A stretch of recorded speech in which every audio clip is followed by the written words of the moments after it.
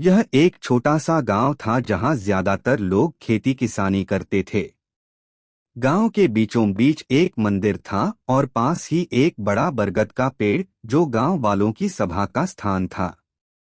रामू उस गांव का एक गरीब लेकिन ईमानदार युवक था। वह सुबह से शाम तक खेतों में मेहनत करता, अपने माता पिता की मदद करता और कभी किसी गलत काम में नहीं पड़ता। उसके माता पिता भी ईमानदारी को जीवन का सबसे बड़ा धर्म मानते थे। गांव में जमींदार बदर सिंह आया।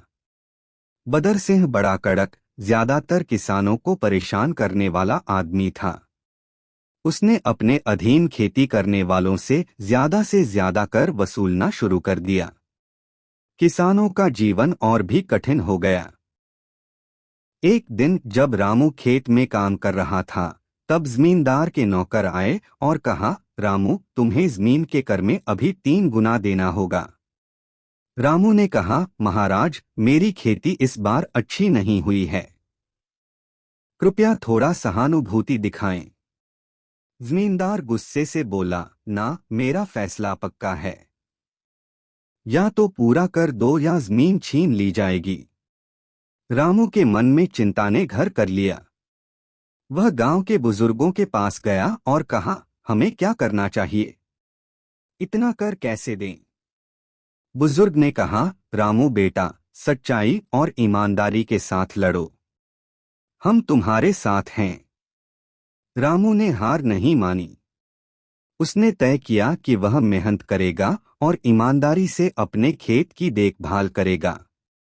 लेकिन जमींदार ने झूठ फैलाना शुरू कर दिया कि रामू कर देने से बचने के लिए जमीन पर झूठ बोल रहा है। गांव वाले भी थोड़े डर गए। लेकिन रामू ने हिम्मत नहीं हारी। उसने पूरे गांव वालों को समझाया कि झूठ से डरना नहीं चाहिए, बल्कि सच के साथ खड़ा होना चाहिए। समय बीता और रामू ने अपनी ईमानदारी से जमींदार के सारे आरोप गलत साबित कर दिए।